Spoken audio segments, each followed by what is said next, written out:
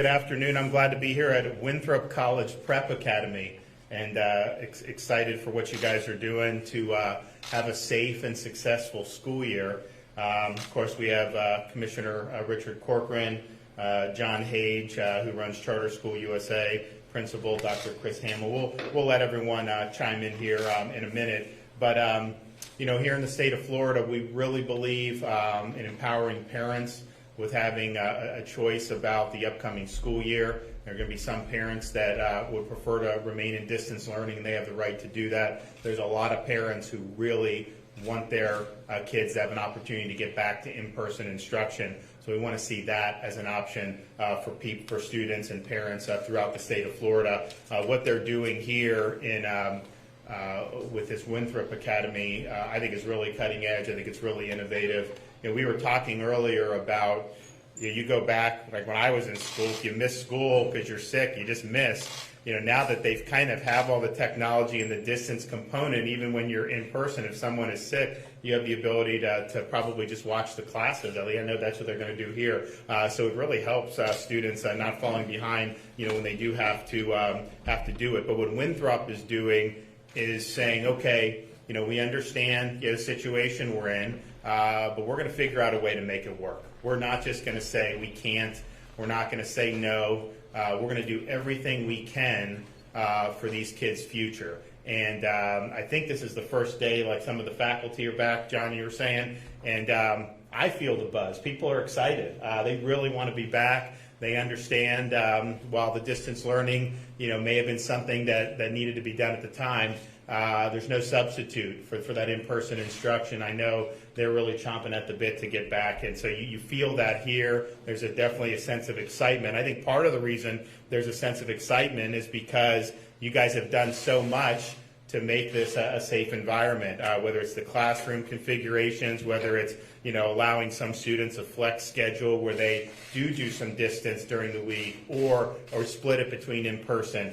These are things that you know, I think really show the creativity and just a can-do spirit about, you know, we're going to make this work, we're going to get it done. And I think the effects on students, it'll be interesting to hear from some of the panelists today about their experience. But, you know, I've spoken with teachers who you know, are just concerned about the achievement gaps that'll likely continue to develop without having that in-person instruction. I've heard from a lot of parents about, yes, the academic component, which is very important, but also just the social and developmental aspects of being in school compared to having to always be at home. And I think that's especially true for a lot of our low-income families. I mean, you have families in Florida, you know, you may have one single mom that's got 3 kids in school, and she's got to work. I mean, there's just no two ways about it. And having an option like what they're doing here really can mean the world to a lot of parents like that. So we understand the importance that the school plays for so many folks throughout the state of Florida. And you know, just the tutelage, the mentorship that you see. You know, through a TV screen or a computer screen, there's only so much that you will be able to do without having that in-person instruction. So I'm very much supportive of parents having the option for distance learning. I think they got to make decisions that they think is best for themselves and for their families, and we want to continue to empower folks with that. But we also understand that there's a lot of parents who do believe that the in-person is essential, and we want to make sure that they have the ability to exercise a meaningful choice as well. So I think what Winthrop is doing really shows you know, a great path forward, and you know, I commend you for what you're doing. It's really exciting to be here. We'll turn it over. We'll let Richard, our commissioner, make a few comments, and why don't we just go around the horn and introduce everybody, and you all talk about what's on your mind. Thank you, Governor. First, obviously, very impressed with the school and what you guys are doing. Very excited about how you've given that choice. The whole point, I think, that the governor laid down from the get-go was trying to give as much parental choice and as much flexibility to the districts to provide the needs for all students and in all forms and how they come. Recognizing not all parents are equal, not all children are equal, they all have different, come from different learning modules, abilities, and what have you, and so that the school system should be able to give that parental choice and have that flexibility to make sure they're meeting those children's needs and maintaining safety. I think it's also really impressive being here that, you know, there's always silver linings in all these adversities that we have, and one of them is I think you're seeing for the first time where you could, in a regular day pre-COVID, if you were sick and you were home, you missed that day of school, and now with these innovative models, that child can be sick at home and still be participating with his classroom and not miss any days of learning, and so that's fantastic. And those are some of the things I think that will come, when we come fully out of COVID, we'll have a lot of innovations that will continue to help our students grow emotionally and academically. I always say, and I know the governor says it, his children, God bless them, are all under the age of 3 under 5. I've been there. It's tough sledding. But I, too, have 6 children. All my children are in public schools. I have 2 in high school, 1 in middle school, 2 in elementary school, and 1 in university. All 6 of my children are going back to their campuses because we've made that decision that we think that's best for them. And so I think that's the important part about this experiment that you guys are doing is you've given just 3 great modules of learning for your students, and you're allowing them to interchange. If they want to start one way and come back in another way in the middle of the semester, then they're able to do that. And that's, you know, how we ensure safety and also how we ensure great learning. So I think it's fantastic what you guys are doing. Thank you. You want to start? Okay, go ahead. Thank you, Governor. Well, again, thank you for joining us. We're really thrilled to have you here and to be able to showcase what we're doing here at Winthrop College Prep Academy. You see some elements behind us of our mobile classroom. Not only have we leveraged the digital divide, we've leveraged the people. Our staff is on site today training for the first day, and their energy is just contagious.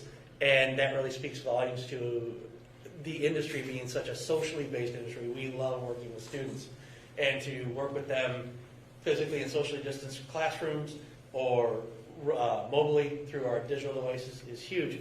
One of the things that we have included this year at WCPA is in our success block, we're focusing in on our social emotional curriculum, attitude as altitude, to help our students tamp down some of the anxiety, some of the depression that has come out of the pandemic, and help them kind of, if you will, return to a more normal, traditional school environment. But the staff is excited. We have a building that allows us to socially distance. We're opening with 9th and 10th. We'll have about 50% capacity at the school. So we certainly have more than enough space to physically distance. And then you add in our digital component to it, and we are definitely ready to serve the students wherever they may be. Great. Do you want to wait, or do you want to go to Nicole, or? No, just go ahead. Okay. My name is Nicole Lohman. I'm a social studies teacher here at Winthrop. I'm super excited to begin this school year with the 3 different models, and especially going back into the classroom. One of the main things as a teacher, I definitely came in as a teacher to be impactful. A teacher has impacted my life and has completely really changed me and who I wanted to be. So I wanted to do the same exact thing. I saw through the virtual learning that we weren't actually able to really do that as much because a lot of my kids wouldn't come into any of the Zoom meetings, or they would just do everything at 8, 9 o'clock p.m. And yes, I was still available to talk to them, but to able to actually connect with that social learning and being able to do those 3 models here at Winthrop is just super exciting for me. Great. Hi, my name is Alyssa Wiley. I am also very excited about what we're offering here. I'm also a parent of 2 young boys myself, and distance learning was very difficult. So I understand that for parents, you have to make a hard decision right now. I'm sending my kids back to school because I believe that they will be safe, and I will do everything I can to come to work and to be there for the kids that need me here with all of these social and emotional issues that we're seeing, the depression, the anxiety. But in order for me to do that, my own kids have to go to school. So the system needs to work together, but we're very excited to have our kids back here shortly. My name is Erica Houston. I'm a parent. I just want to say thank you for allowing me to be able to send my daughter back to school. My daughter is a highly academic teenager. She's in the Cambridge program. She has dreams of going to Yale University. And when this pandemic hit, she told me everything was over. She lost all hope. She was convinced that the world as she knew it was coming to an end. And I think for our teenagers, it's hard for them to understand this pandemic. It's really, really hard on them. And for her, she needs to be in a face-to-face environment. She needs to see that you can still go to school, you can still learn, you can still have hopes and dreams, you still have a future. Our nation will get past this pandemic. And she really needs that, and I'm just grateful, and I just want to say thank you for allowing her to be able to have the opportunity. My name is Jai Foreman. I am the college and career counselor, and so this is actually going to be my first year working in secondary education. I've worked on the higher education side, so really just excited to connect with these students. One thing that I've been really appreciative is we've been doing one-on-one student interviews with all of our students to build their schedules, and so being able to conduct that with Ms. Wiley and to kind of hear parent relief as they elect what choice they are interested in, but then letting them know that there is that flexibility. So if we have a student who elects to do the mobile learning, but then they're struggling, that's completely okay for them to come on to campus, or vice versa. If they feel like they've come in contact or had exposure to the virus, and then feeling like, okay, I can't do traditional right now, I'd like to do mobile learning for the moment, I think that that's equally as great. So just allowing our families to be autonomous in their decision making. Governor, I just want to thank you as well. It was an honor to serve on the opening task force, the reopening task force. It's an honor to have this school and the leaders we have. Across the Charter School USA system in Florida, about 65 schools, about 60,000 students, and we're trying in every case to give choices. Where we can't do that, for example, in South Florida, we're going to try to move when the data starts to give us that opportunity to move into that full. But here in Hillsborough County, where the data has shown for weeks that we've been in a very good position and it's getting better each day, even though that we want to be prepared for all options. So we gave parents and teachers options. So in the parents' case, about 60% of our parents have chosen in this school to come back in some form of in-person learning, either in full time or in part-time. About 40% of those families have chosen to stay with a mobile learning environment, and we're excited that our teachers have chosen that they want to come back and teach. So we're really excited because we think we can do this, and we know we can do this safely. We're watching the international data. We're following the best trends. We already have schools in other parts of the country who've opened up in the last 2 weeks, and we've already watched that data. And we believe that we can be an example for doing this appropriately and putting kids first. My last point is that we talk about workers that are essential. Teachers are essential workers, but students are essential. And I don't think we've focused enough on how students have to become essential back into our everyday lives. And as a dad of 6, I can tell you as well that our kids have to come first. And so we're making the same kind of choices to put our kids back in school. So we're excited that you're here today and for your leadership. And we all as a nation can do this carefully and constructively, and putting the parents and the students and our staff all in the same place of doing it safely. Great. Well, I thank you. Just had a couple questions. So Nicole, your fellow teachers, are they excited like you are to get back, and do they feel the need to really have that in-person instruction again? I think generally speaking, they are a little bit hesitant. However, most of my kids, my friend teachers, they are excited to get back to that, being able to connect, face-to-face teaching, being back in the classroom, and just excel in what we do as teachers, and being able to impact, connect, and essentially inspire. So as a parent, how did the distance learning work for you guys? It was very difficult. Our oldest was in 2nd grade last year, and my husband is a Green Beret, and we also own 2 small businesses, so he works a lot. So I was home trying to be a mobile guidance counselor with a rambunctious 3-year-old and a 7-year-old who didn't want to do anything but play on the Xbox. So to even find the time to sit down, and I felt like I couldn't do as good of a job as my son's teachers could have done in school. And even now, every day, I want to go back to school. I want to go back to school. So we are just hoping that he will have that opportunity to go back to school here in Hillsborough County. How is your sense of kind of the administration and the faculty about it? It seems like people are excited to be back. They are. And I think the other piece that really kind of supports that and tamping down the anxiety are the protocols we put in place to make sure our staff does arrive safely. We do temperature checks, we do that screening, and then for our students, we also temperature check every student upon arrival in the morning. We have an arrival process all set up. And then to foster that also is the deep cleaning procedures that we follow in the evening with our facilities team. They're really the unsung heroes of this whole thing. They're coming in, cleaning classrooms. We have the Clorox fogging systems that fog the entire rooms nightly. So they're really taking it and kicking it up a notch. It's an all hands on deck effort. And I'm just so proud of this team. We're a young staff. They've been together less than a week. We had an initial training, and now this is their first day on campus. And they're fired up and ready to go. I couldn't be more proud as a principal of this crew. They're awesome. Great. Well, I thank you. I think you guys, what you're doing is really admirable. I know you guys care about the kids, and I know you want to see them succeed. And I know a lot of parents are happy that you have this opportunity. And I think that's our been my thing is we just need to empower parents, and there's some parents can see it differently, but the ones that want to have that instruction, we need to be there for them as best we can, and I think you guys are doing that. And I think also, look, if you look at the trends in the state of Florida right now in terms of coronavirus, and these are not just blips at this point. I mean, these are sustained movements where our emergency department visits for COVID-like illness are back down to where they were in the middle of June, right, as we started to see the increase. If you look at the percentage or the numbers of patients who are COVID positive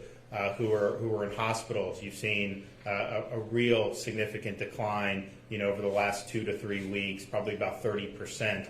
You go to a county like Pinellas, it's close to 50% over the past 3 weeks. Hillsborough has seen declines in terms of the patients who are hospitalized. We're seeing increased discharges. The admissions are down from where they were a month ago. If you look at the percent positivity of tests, and I think that there's reason to not hang our hat on that just given the way this stuff's reported, but nevertheless, imperfect as it may be, we were at 15%, at the peak. We got down into the 11, 12, and now for new cases, we've been, we've even gotten down to in the 8% range. And you are seeing the same in South Florida. We have point-of-care testing at one of our main test sites in Miami-Dade, and that is showing 10, 11% positive for symptomatic test takers. I think Broward has been single-digit for the last 5 days. Palm Beach has been single-digit. So I think they're going to continue to move in that direction. And obviously, we want to continue to see that. We're also mindful that nothing is. It's an uncertain time, but I think when you see these things over more than just a few days, you can see that these trends, have been strong, and particularly people that show up to the ED. I mean, to me, it's like, I can double testing and I'll get more cases. I have less testing, you'll get less. So there's different things that really have a lot of variables, but that's like kind of one. If there's a lot of prevalence in the community, as we saw at the end of June, beginning of July, you have more people that show up. When the prevalence goes down, you have fewer people that show up to the ED. That's just kind of a fact. So that is an indicator that I think has been trending down really for a month straight now after peaking on July 7th. And so we really appreciate that as you have fewer people going to EDs, fewer people get admitted to the hospital, and obviously you'll have a more positive effects in terms of morbidity and mortality, which is obviously extremely important. So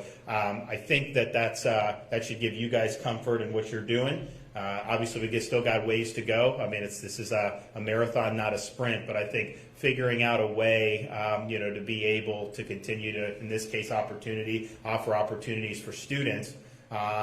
It's just you got to get to yes on it, and you guys are doing that. So I thank you very much. And I told Richard as we got through the last school year with distance learning, I said, well, look, obviously, we'll see where we're at in each district, because obviously we didn't know how it was going to play out, but I was like, we've got to give the private and the charter the ability to do it, and because I knew you guys would be able, to really think creatively about it, and I think that's what you're doing now, and we look forward to seeing how the school year goes. But thanks for all your hard work. We really appreciate it. Does anybody else have any parting shots? Final comments? Okay, well, great. Well, final thing I'll say before I take questions is there's a number of our student athletes are now speaking out about the need to have college athletics. They want to play, and I support their efforts to do so, and not just football, which is very important in the state of Florida, but all our men's and women's sports. These students work their whole lives to be able to get to this point, and they shouldn't have their season taken away from them. There's never anything you do in life that is entirely risk-free. I think the risks in this case to them are very low, but I think that they can make that assessment for themselves. And so, I look forward to seeing, all our student athletes be able to compete at the collegiate level this year. With that, we'll take some. Yes, ma'am. Governor, shouldn't decisions about education be made at the local level? The Hillsborough County School Board, they talked with healthcare professionals, and they decided it was best to delay in-person learning. Why is your commissioner going against that? Well, I'll let him weigh in. I think if you, I think we'll, I said from the very beginning of this, there is going to be flexibility. I told school districts, if you don't think you're ready on your normal date, you need to move it back, move it back. And I think that we should be flexible, and you should be attuned, to the circumstances on the ground. At the same time, some of this stuff's just not debatable anymore. I mean, the fact is, in terms of the risk to school kids, this is lower risk than seasonal influenza. In terms of their ability to spread it, they're less likely to spread it than they are for that. And so that's just kind of where we're at on that. And so then beyond that is really a policy decision about, how important is it to get students back in the classroom, and how do you balance that against not zero risk, but I would say, would be low risk. And so most, I think, of the school districts, have said that we need to give parents the choices, and we need to do everything we can to do it. But I'll let Richard speak specifically about the 4 weeks.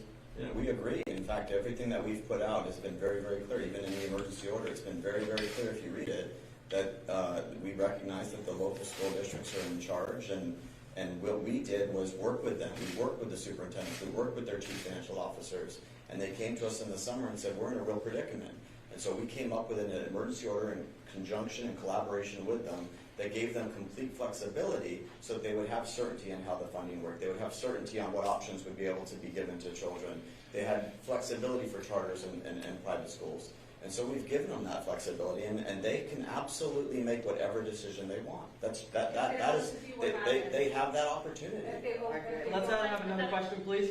If they don't open the schools. Jeff, go ahead. Thank you, Melissa. Go ahead. You're okay?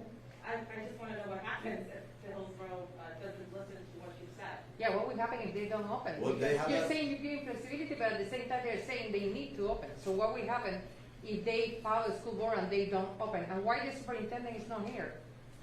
The opportunity to open or close is 100%. We've given that flexibility to the locals.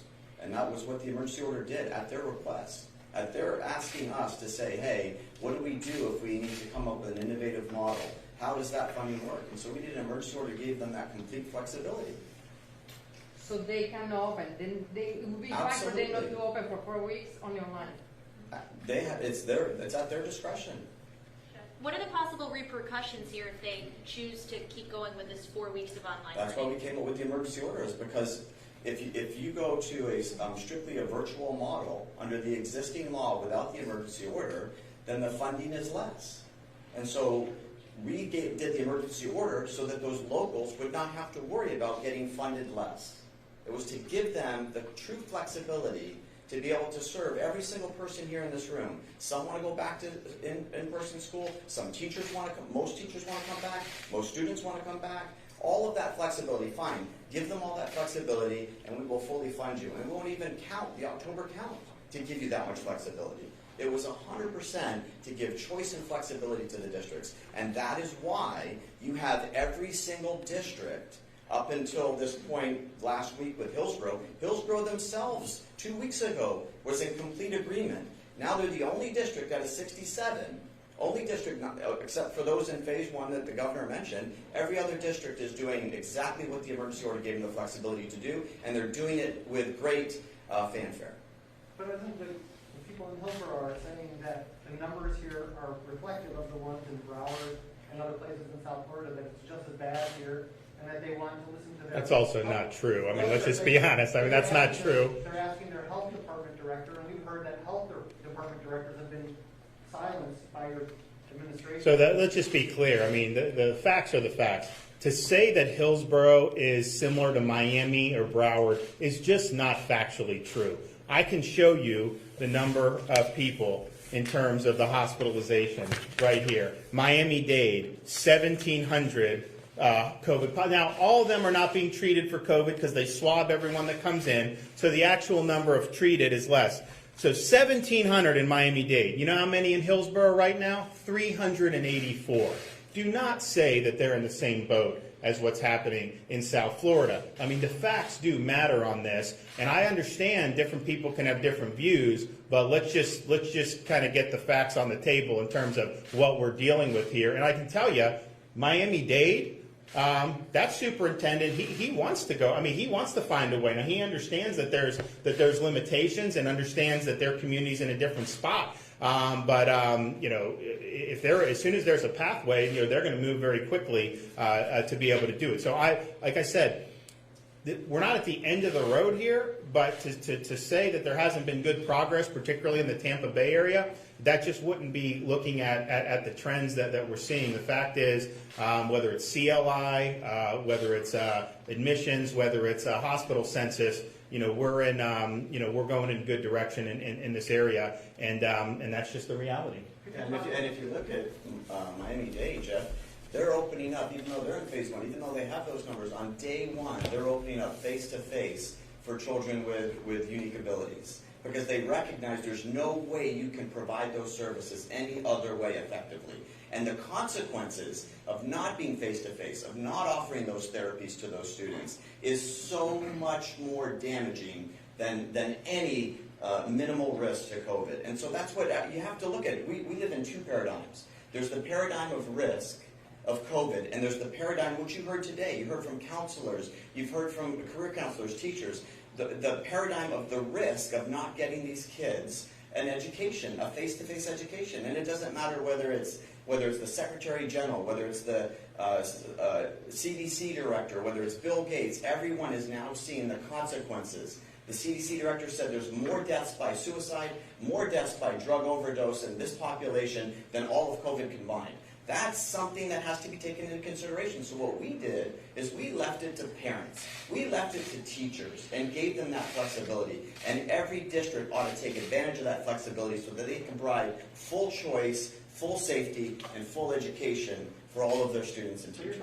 Thank you. James, you're going to definitely on flexibility. We're talking about flexibility for not school districts, but for people who use the school districts. No, and the districts. If we didn't give that flexibility to districts, they'd all be in this virtual model and not be able to get fully funded. That's not acceptable. So we fixed that immediately. As soon as it was brought to our attention, we did an emergency order that said, you're right, we're going to stabilize it, fix it, had collaboration with them, and that collaboration included face-to-face, virtual, distance, hybrid, all of the above. And that's how we got to this point, in collaboration with our districts. Which is why, Jeff, we have 66 districts all very content with their plans that they've submitted. We have one district who submitted a plan, liked their plan, and then suddenly went back.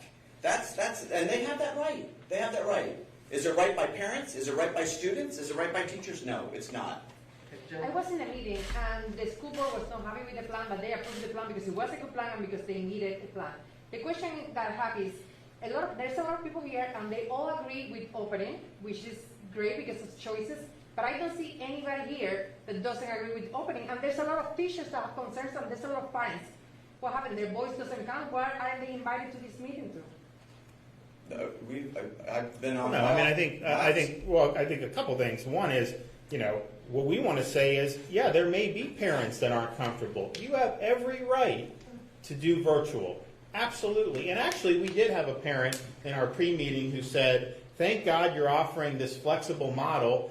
I'm in a situation where I want to continue with virtual, and then as my situation with my son develops, maybe we will go into hybrid or full. So we actually did hear from some folks doing that, and we want to empower that parent just as much as we're empowering this parent to be able to have the in-person. I, as a parent, this personally would not be difficult for me because I've just looked at the data and I'm comfortable it's very low risk. If my kids were school age, I would send them. I've said that a bunch of times. But I also understand there's a lot of angst out there. There's a lot of fear. It does us no good to tell a parent, you go ahead and send your kid if you're not comfortable with it. And so I think that that's the right way to go, to recognize that there may be, people may have different levels of apprehension. I mean, you have parents out there in Florida that would beat down the schoolhouse door to get their kids in because they think they really need to be back in. And then you have some others who, maybe they just want to see how it develops. Maybe they think it'd probably be okay, but they want to see how the schools are handling and make sure they're doing the protocols that you guys are doing. And then maybe there's some parents that just say, you know what, I think we need to take some time, and that's fine. All of those views and all those parents have the ability to act on that accordingly. And I think that that's the best way to go about it. But when you don't offer any in-person, then you are denying those parents.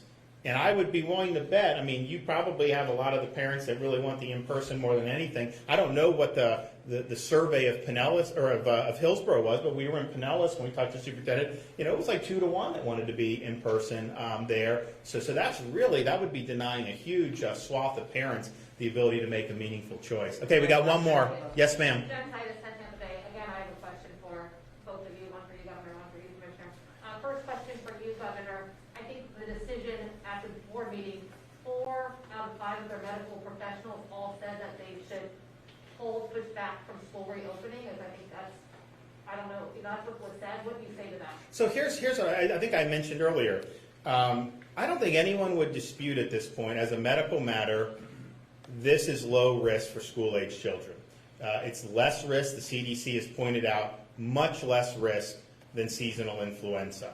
And I also think it's pretty clear that the school children are not the drivers of community spread, like we would fear with seasonal influenza. Actually, Britain just did a huge study on this. You've seen it now, going about talking about it. I mean, it is really, really extensive. And they basically have said, if you're worried about students' health, this is low risk. There's many other things that are much higher. But 2, the schools are not the driver of the epidemic. And I think that's pretty emphatic. And so, at that point, unless you show me how that is not correct, it's really a policy decision at that point. It's like, okay, here are the risks. Nothing's risk-free in life.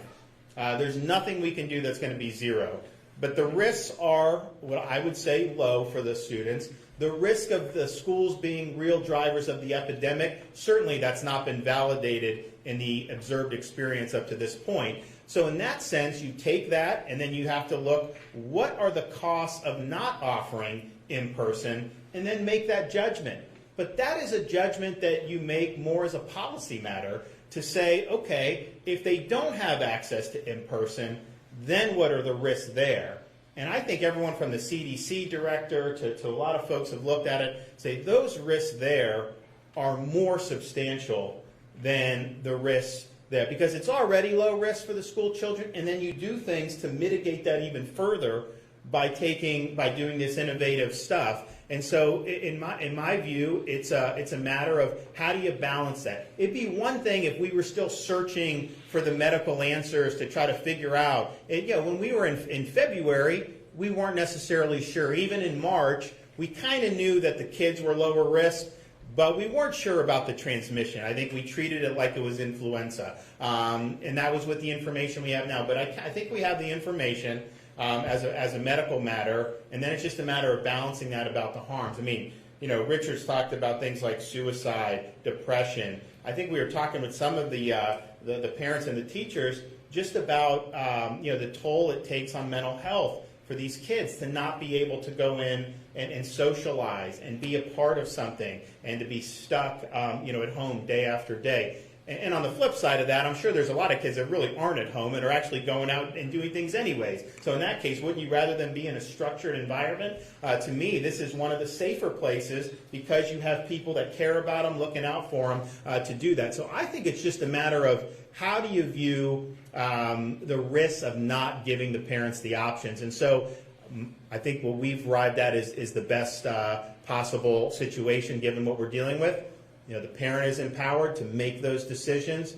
Those parents who would view that balance differently. And there's some times where that balance, based on the student's circumstances, may be a little bit different. I mean, for example, if you have a child that's got real significant health problems, lung problems, some of those, you know, that may be something where being more isolated would make more sense, and it would outweigh the risk of not being able to go. Absolutely. And there may be some parents that just, you know, they're not comfortable because it's more novel and all that, and that's fine too. But that's really, I think, something to say that you're not going to offer at all, then you're basically ignoring all of the risks of not offering and not giving those parents the ability to do anything. You have something for Richard? You talk about options. We're hearing from some charter schools, being a charter school, we're hearing some charter schools not offering any different options than the brick and mortar. They don't have a plan for kids to wear masks. They haven't submitted anything. Are you okay with that? We know we're hearing from actually local charter schools that are just offering just the brick and mortar and not having a virtual option for parents that want to do e-learning. They're being told to leave the school because of funding. What do you say to charter schools or any school that's not giving options, that they're sticking to that traditional brick and mortar without any plans? Our EO has encouraged everyone to give those options to parents. That's what we've said from day one. And so I think all schools should be considered to give those options. We've had districts, entire districts in the state of Florida, in the North Florida region, who, you know, where the cases are so low and so insignificant that they literally talked to us about not submitting a plan under the executive order because they would just go full bricks and mortar. And we encourage them to, you never know, to the governor's point, you could have one child that has a lung issue or some sort of issue, that they ought to have that choice too. And so we worked with the state districts, and we've worked with all the charters and private schools and encouraged them to give students options. And I think that's an important thing. We would encourage them to do so. So if they don't give an option, is there any penalty or anything? I mean, if they're giving no option, they're just doing traditional brick and mortar, no mask, no safety plan or anything, that's okay. If you have specific examples and you want to send them to us, I'll look into them and see if there's a parent that's out there that feels like it's a difficult choice for them, then by all means, we're going to try to help them. I landed at an airport the other day, and there was a lady, and she got introduced to me, and she has, you know, and you heard this, you know, I think you said it, about the underreporting of abuse is down like 37-40%. Nobody believes that abuse went down 37-40%. These are the consequences, and so this mother, she and her husband had a child who was victimized at a young age, and she was literally just pleading to get the schools open in her county because her daughter suffers from great depression and great anxiety as a result of this assault. And where she functions best, where she flourishes best, is when she's around her peer group.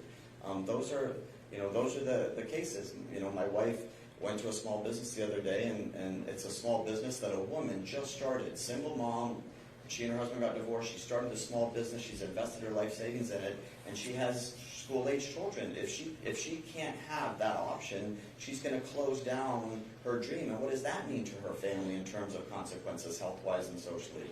I think what the governor has laid out is, and what we have done, is to say maximum flexibility, maximum certainty on funding, and choice. And that is a great system. I think every district should embrace it. And I think you're seeing every district, for the most part, is embracing it because it's a great system. Thanks, everybody. We really appreciate it.